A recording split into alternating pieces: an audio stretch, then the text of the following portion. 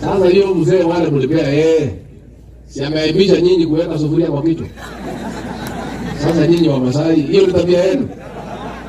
Hii maneno ya kuweka sufuria kwa kichwa si aibu. Sasa wale mlikuwa mnapea hii mzee, muachane na hiyo mzee. Mwambie umetuaibisha. Wewe utosheki, umeshindwa mara 5. Sasa ukishindwa mara 5, sasa hata wewe nyinyi vijana horani wetu, ukiona msichana ya kwanza unyang'anywe, ya pili unyang'anywe, ya 3 na ya 5, si hapa unaenda Tanzania? Iko haja kungana tena? Sasa hii mzee ameng'ang'ana mara 5. Imekuwa ngumu. Sasa amezunguka, amekwama. Ametia sufuria kwa kichwa. Si amefika mwisho? Sasa tusubua pale Nairobi ati maandamano. Ati aliibiwa. Sasa wewe ukiibiwa mara 5, si wewe ni mjinga? Sasa utaibiwa namna gani kila mwaka? Tena alikuwa na serikali anasema ameibiwa. Machifu walikuwa pande yake. Polisi walikuwa pande yake. Uhuru Kenyatta alikuwa pande yake. Aliibiwa na nini? Hata nyinyi wa Masai mkipiga hesabu.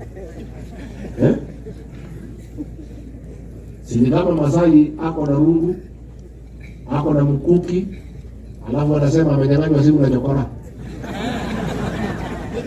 Unanyang'anywa wewe kweli? Sasa huyu mzee waje kusumbua sisi. Lakini nyinyi watu ya maana nataka tukubaliane.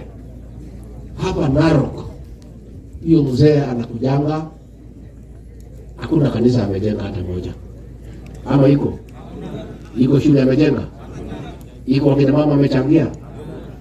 Anakujanga tu anasema tibi unapatia kura. Sasa hesabu gani nyinyi mnafanyanga? Mimi nakuuliza tu. Labda mimi sielewi. Naomba nyinyi sasa ujipange na William Samoei Ruto. Mtajipanga na yeye? Viongozi wa kusema na kutenda. Sasa mmepata title deed. Umengoja miaka mingi. Si umengoja? William Ruto ameingia mwezi 7. Title deed. Sasa mnataka nini kingine? Mwezi 7. Nyinyi mmengoja miaka hiyo yote. Ameingia tu juzi. Hata hajaangalia kitu sawa sawa. Title deed hizo amenituma nimeleta. Sasa ikifika pale mbele, tafadhali watu ya maa, naomba nyinyi kwa heshima ile mzee sasa mmalizane na yeye.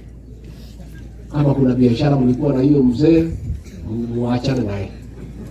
Ametia nyinyi hasara na mingi.